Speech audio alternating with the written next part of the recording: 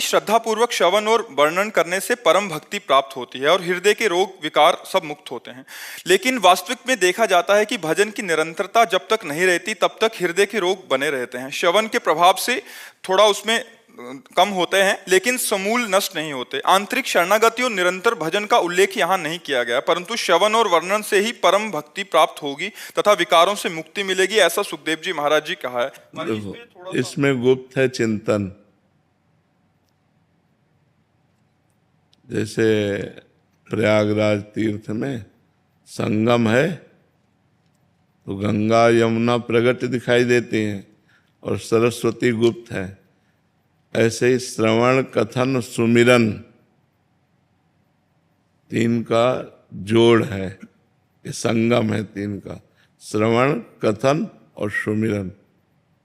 जहाँ कहीं भी वर्णन आता है वहाँ तीन का वर्णन विशेष तौर से है। यदि आपने केवल श्रवण किया और कथन किया तो पूर्णता को प्राप्त होना असंभव है बिना मनन किए। जैसे धुंधकारी जी के चरित्र में आता है कि वो बड़े अपावन कर्म करने वाले थे, तो गोकर्ण जी उनके बड़े भ्राता थे, तो प्रेत योनि को प्राप्त हो गए थे धुंधकारी जी। गोकर्ण के सामने वो प्रकट हुए तो कभी देवता, कभी भैंसा, कभी इंद्र, ऐसे रूप विपरीत। उनका अधोगति को प्राप्त हुआ जीव है, तो मंत्र जप कर उनके ऊपर जल डाला तब उनको बोलने की सामर्थ्य आई। तब बोले, मैं तुम्हारा भ्राता धुंधकारी हूँ, मैंने बहुत पाप किए, उन पाप और व्यभिचार, हिंसा, इसके परिणाम से हमको प्रेत योनि प्राप्त हुई है, आप हमारा उद्धार कर दीजिए। तो उनका कि हमने आपके उद्धार के लिए गया में श्राद्ध तो दिया है। बोले करोड़ों बार दो तो भी हमारा कल्याण नहीं होगा, क्योंकि बहुत पाप किया है, कोई दूसरा उपाय आप कीजिए। तो गोकर्ण जी ने कहा, आप विचरिए, हम आपका आवाहन करेंगे, पहले उपाय की जानकारी कर लें। तो उन्होंने भुवन भास्कर भगवान को अपने तपोबल से उनकी गति को रोक दिया, स्तंभित कर दिया, और सूर्य भगवान से पूछा। सूर्य भगवान ने कहा, भागवत श्रवण मात्र से महापापी भी परम पवित्र हो जाता है। गोकर्ण जी ने श्रीमद् भागवत का अनुष्ठान किया, हजारों श्रोता उपस्थित हुए। धुंधकारी का आवाहन हुआ तो एक बांस 7 गांठ का, उसके ऊपरी छिद्र पे बैठकर वो प्रेत सुनने लगा। प्रथम दिन प्रथम खंडन गांठ का हुआ, इस तरह से 7 गांठें फटी और वो दिव्य भगवत स्वरूप होकर प्रकट हो गया।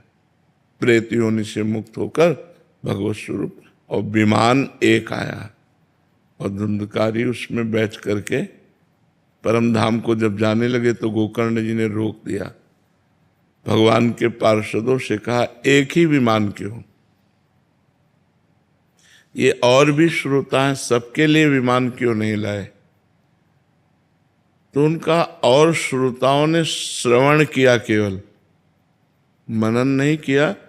ये भूख और प्यास सहता हुआ रात दिन कथा का श्रवण और मनन करता था, तो मनन के प्रभाव से विमान आया है, श्रवण के प्रभाव से नहीं, मनन के प्रभाव से विमान।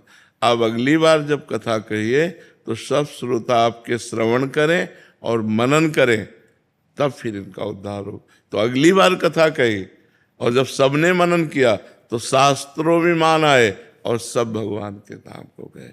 तो जैसे हम तीर्थराज प्रयाग में गंगा यमुना को प्रगट देखते हैं, सरस्वती गुप्त है, ऐसे ही परमहंस जी की वाणी में श्रवण कथन रूपी गंगा यमुना प्रगट है, लेकिन चिंतन रूपी, मनन रूपी जो सरस्वती है वो गुप्त है। बिना चिंतन के बात नहीं बनेगी। जो हम श्रवण कथन करते हैं वो जब हमारे चिंतन का विषय बन जाए, रास पंचाध्यायी हमारे चिंतन का विषय बन जाए, जहाँ जहाँ भी फल स्तुति लिखी है उस फल स्थिति को चिंतन की तरफ ले जाना चाहिए।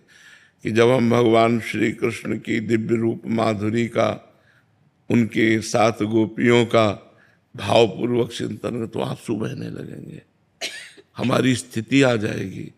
हृदय से काम वेदना, जो हृदय रोग है वो सबसे बड़ा काम रोग है।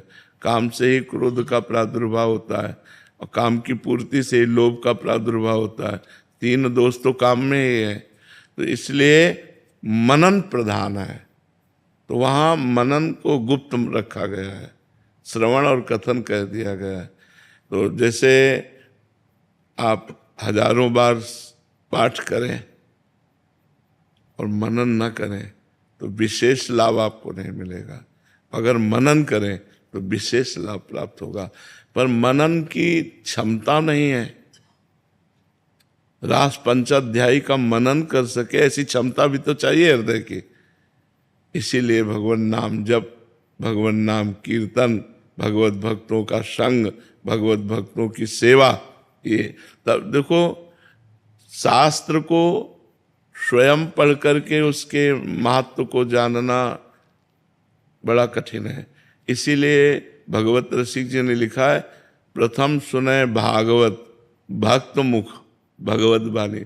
भक्त मुख का मतलब जिसे कहा गया कि आप खजाना जो है वो उत्तर दिशा में रखा हुआ है, अब बीच के रास्ते का उसमें उल्लेख नहीं है। बीच के रास्ते का उल्लेख ना होने के कारण अनुभवी को पकड़ना पड़ेगा, क्योंकि सीधे उत्तर में जाओगे तो नहीं मिलेगा खजाना।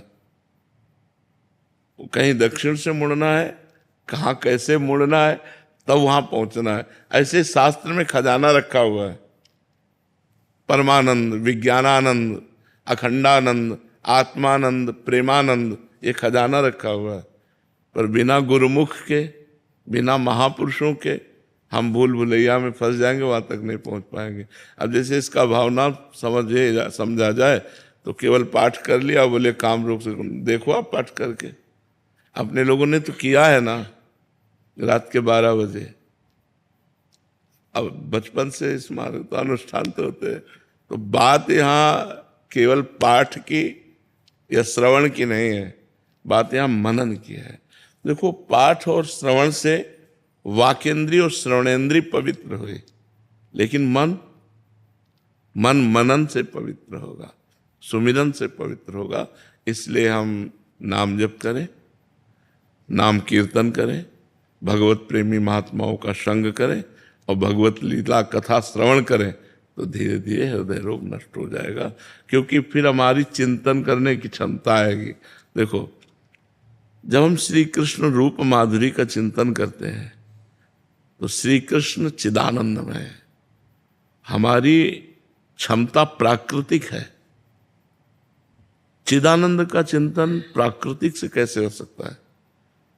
इसलिए बहुत काल नाम जप करने वाला, बहुत काल संत सेवा करने वाला, बहुत काल शास्त्रों का स्वाध्याय करने वाला, बहुत काल संयम से चलने वाला पवित्र हृदय, तब वो चिंतन में लगता है धीरे धीरे धीरे धीरे।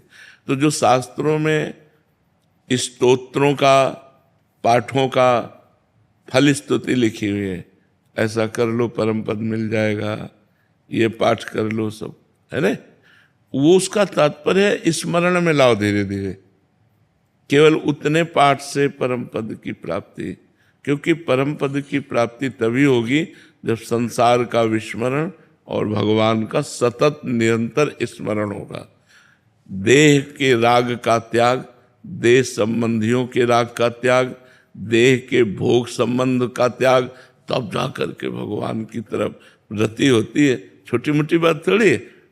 हमको कसौटी कसना पड़ेगा और आना पड़ेगा उस स्थिति में जिसमें हम रास पंचाध्याय का चिंतन करने का अधिकार प्राप्त हो, तब जाकर के वो हृदय रोग नष्ट होगा। बात समझ पा रहे आप? और ये प्रश्न बहुत सारे साधकों का है, क्योंकि बहुत सारे महापुरुष जब लिखते हैं स्त्रोत या चालीसा आदि, तो उसके जो परिणाम में लिखते हैं कि जैसे 1 साल तक गोवर्धनवासी, इनका तो एक साधक आए थे, वो भी यही कह रहे थे कि 1 साल तक तो हो गया, अभी तक मतलब ठाकुर जी आए नहीं। तो महाराज जी यही इसका सूत्र यही है उसके बीच का मनन। हाँ, भजन भजन जब तक भजन नहीं करोगे तब तक। गोस्वामी तुलसीदास जी का सिद्धांत समझ लीजिए, बारी मथे घृत होए बरु, सिकता ते बरु तेल, बिनु हरि भजन न भवतरी, या सिद्धांत पेल। मतलब अगर पाठ की पूछो तो गणना नहीं है कितने स्तोत्रों को कितने शास्त्रों बार, पर आपको सच्ची बतावे मनीराम पे कोई प्रभाव नहीं पड़ता। मतलब आप लोग तो एक दो स्तोत्र पढ़ेंगे या दिन भर वाय काम रहा है, गंगा नहा के 4 बजे से जप में बैठना और फिर दिन भर गंगा किनारे लंगोटी लगाए बालू में बैठे, ये पाठ वो पाठ, कितने शास्त्र नाम, धंधा है वही और कोई काम थोड़ी था दुआदार, लेकिन मन पर कोई फर्क नहीं। मर्जी इससे तो साधक निराश हो जाएंगे। नहीं, समझना पड़ेगा, मन पर इस पर कोई फर्क नहीं पड़ा, इससे तुमको पुष्टता मिलेगी। मन पर फर्क पड़ेगा जब एकांत में बैठकर मनन करोगे। पाठ में तो शुरुआत और अंत दो याद आए, बीच कब निकल गए पता ही नहीं चला, मन घूम रहा है संसार में। तो हमको नाम, इसीलिए हम बहुत सोच समझ करके, बहुत शास्त्रों का स्वाध्याय करके, संतों का संग करके कह रहे नाम जप करो, नाम जप करो, राधा राधा नाम जप करो, क्योंकि नाम सीधे मन से संपर्क करता है। आज नहीं तो कल मन को मार करके रहेगा नाम, आप देख लो जप करके, नाम जप करके वो मार के रहेगा। अब जैसे रास पंचाध्यायी का पाठ है, आपकी बहिर्मुख वृत्ति है तो आप पाठ कर जाओ, ना आंसू आएंगे, न रोमांच होगा, न हृदय, और आप खूब नाम जप कर रहे हो, अकिंचन भाव से रह रहे हो, संतों का संग कर रहे हो, तो आपको रोना आने लगेगा। जब गोपियां विरह गीत गाती है ना, तो उसी में आपका भी विरह जागृत होगा, आप भी रोने लगेंगे। रुदु सुष्टरम राजन कृष्ण दर्शन लालसा, और आर्त भाव आ जाए, तो जब आंखों से अश्रु बहता है, हृदय प्रेम से विकल हो जाता है और रोमांच हो जाता है, तब हृदय निर्मल होने लगता है। हृदय रोग जो है नष्ट हो जाएगा, उसी से हो जाएगा। हर समय हम रास पंचाध्यायी में स्थित रहे, बड़ी कठिन बात है। श्री कृष्ण की रूप माधुरी, प्रियाजू की रूप माधुरी, गोपी जनों का समुदाय, बंसी ध्वनि, ये सब इन यहाँ तक पहुँच है। अब अपने लोग देखो, यहाँ तक हमारी चिंतन की पहुँच है, चिंतन की बिल्कुल पहुँच नहीं है। पढ़ सकते हैं, सुना सकते हैं, सुन सकते हैं, लेकिन चिंतन की पहुँच नहीं। और चिंतन जब तक नहीं पहुँचेगा तब तक हृदय रोग ज्यों का त्यों बना रहता है। प्रभु में निराश होने की जरूरत नहीं है, नहीं तो अश्रद्धा हो जाएगी अगर ये बात हमारी नहीं समझोगे। बात चिंतन से बनेगी। हम 1-2 पाठ की बात नहीं कह रहे कि 1-2 वर्ष पाठ की बात कर रहे हो, ना 1-2 पाठ की बात कर रहे हैं, ना 1-2 वर्ष के पाठ की बात कर रहे हैं। मतलब जिधर रास्ता महापुरुषों से मिला है, जो मिला है उसे पकड़ करके तुरंत, लेकिन बात जो बनी वो भगवान के आश्रय से और भगवान का निरंतर भजन करने से। सब करो, और अगर एकांतिक चिंतन भजन नहीं है तो 8 घंटा पाठ करने के बाद भी मन विषयों में जाएगा। आप देख लो, करके देख लो। जब इस पर चढ़ा बैठा रहे, अभ्यास योग युक्तेन चेतसा नान्य, हाँ, मतलब खास बात पकड़ती है। फल स्तुति झूठी नहीं है, फल स्तुति सत्य है, पर उसमें जो श्रवण और कथन के बीच में चिंतन है उसको उठाना पड़ेगा, अपने हृदय में लाना पड़ेगा, चिंतन करना पड़ेगा। श्रवण कथन सुमिरन सेवन चित लावहें, श्रवण कथन सुमिरन सेवन चित लावहें। श्रवण कथन सुमिरन परतीति, ये जो कृपा हरिवंश की, तीनों जहां हमने महापुरुषों की बात पाई है वाणी में, तो 3 बात है। श्रवण कथन सुमिरन परतीत, परतीत माने विश्वास, विश्वास पूर्वक श्रवण करो, कथन करो और सुमिरन करो। उसमें सुमिरन गुप्त कर दिया गया है, सुमिरन उसमें गुप्त कर दिया गया है, प्रधान सुमिरन है। तो सुमिरन होता कहाँ से है? कथन श्रवण से, इसलिए साधन कथन श्रवण कह दिया गया, और उसका सुमिरन होना चाहिए। निरंतर चिंतन होने से तदाकार वृत्ति प्रकट होती है, देह भाव का नाश होता है। तो सुमिरन के बिना तो 4 घंटे कथा सुनो, फिर इसके बाद वहीं 4 घंटे कथा पढ़ो, फिर वहीं जब कथा से उठो तब कहाँ हो, फिर आपकी स्थिति कहाँ है, वहीं होनी चाहिए कथा में। तो कथा में निरंतर भगवत लीला चिंतन होना है तो सिद्ध पुरुषों का काम है। निरंतर लीला चिंतन होना है तो सिद्ध पुरुषों का काम। साधकों को नाम भगवान के आश्रय में रहना चाहिए। राधा, जब कथन श्रवण हो रहा है तो कथन श्रवण, राधा राधा राधा, वो सुमिरन में ले जाएगा। नाम में पूरा चरित्र छुपा हुआ है, भगवान का पूरा चरित्र छुपा हुआ है। देखो वाल्मीकि जी को पूरी रामायण की रचना कर दी। गोस्वामी तुलसीदास जी कहते हैं, भगवान शंकर को साक्षी करके कहता हूं, मेरी जबान गल जाए यदि थोड़ा भी मिथ्या हो, मुझे जो कुछ प्राप्त हुआ है वो राम नाम से प्राप्त है। राम भगवान नाम जप, नाम जप से जो सब कुछ प्राप्त हो जाएगा। लीला श्रवण में रुचि हो जाएगी, नाम जप से लीला कथन में रुचि हो जाएगी, नाम जप से लीला चिंतन का अधिकार प्राप्त हो जाएगा। इसलिए साधक को चाहिए कि थोड़े समय कथा भगवान की कथन करे, थोड़े समय श्रवण करे और अधिक समय नाम जप में रहे, भगवान नाम का मनन करे, तभी उसमें क्षमता आती है लीला चिंतन की। लीला चिंतन छोटी मोटी बात नहीं है, ऐसे नहीं होता लीला चिंतन। भगवान की लीला चिंतन तभी होता है जब हमारा मन पवित्र हो जाता है, मन निर्विकार हो जाता है, और वहाँ लीला चिंतन जब होने लगेगा तब सारे हृदय रोग नष्ट हो जाएगा। समझ में आप इस पर राजी हैं? जी महाराज, गोस्वामी जी कहते हैं कि यद्यपि मृषा छूटत कठिनाई, लेकिन वो मृषा है, इसको दृढ़ भाव से उसको दूर करना जी, यही थोड़ा सा ये हो जाता। देखो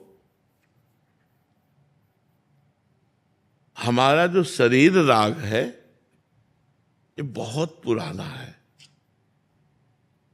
बहुत पुराना है। कभी हमको शरीर ने नहीं पकड़ा, शरीर ने कभी हमको नहीं पकड़ा, इसलिए वो मृषा है। छूटत कठिनाई, हमने शरीर को पकड़ लिया इसलिए कठिनता है। समझ पा रहे ना? मृषा इसलिए कि इस जड़ शरीर ने कभी चैतन्य आत्मा को स्पर्श भी नहीं किया। बंधन की तो बात जाने दो, पर छूटत कठिनाई ये बात है कि उस चैतन्य घन आत्मा ने अपने स्वरूप का विस्मरण करके इस देह को स्वीकार कर लिया। अब इस देह राग को मिटाने के लिए गुरु की शरण में जाकर के, और जब खूब साधना की जाती है और जब पवित्र बुद्धि में विवेक का जागरण होता है, तो सत असत का निर्णय करने की क्षमता विवेक में है। ओहो, मैं तो बंधा ही नहीं था, कहां बंधन है। एक राजा को इसी बात का उपदेश किया। राजा ने कहा कि मुझे माया ने बांध रखा है। एक संत भगवान से सत्संग हुआ तो उन्होंने कहा कि आपकी बातें सुनता तो मैं हूं, लेकिन मुझे माया ने बांध रखा है, इसलिए मेरे ऊपर प्रभाव नहीं पड़ रहा है। दूसरे दिन साथ वन में टहल रहे थे, वन विहार कर रहे थे, संत ने एक आम के पेड़ को ऐसे पकड़ लिया और कहा, राजन छुड़वाइए, पेड़ ने मुझे पकड़ लिया। तो राजा बड़ी जोर से हंसे, कहा, महाराज क्यों विरोध कर रहे हो? कभी पेड़ की इतनी क्षमता है आपको पकड़ सके? वो जड़ पेड़ आपको कभी पकड़ ही नहीं सकता, आपने पकड़ रखा है। बोले यही बात हम आपको समझाना चाहते हैं, जड़ माया कभी तुझ चैतन्य को नहीं पकड़ सकती, तूने अपने स्वरूप को भूल करके माया को पकड़ रखा है। तो यद्यपि मृषा, क्योंकि चिदानंद में आत्मस्वरूप को ये जड़ प्रकृति कभी आवरण ही नहीं कर सकती। छूटत कठिनाई, क्योंकि चिदानंद स्वरूप आत्मा का विस्मरण अपने स्वरूप का करके और देह भाव में आ गए, इसलिए छूटत कठिनाई। तो अब गुरु चरणों का आश्रय लेकर उपासना के द्वारा तीव्र की हुई विवेक की तलवार से इस असत बंधन को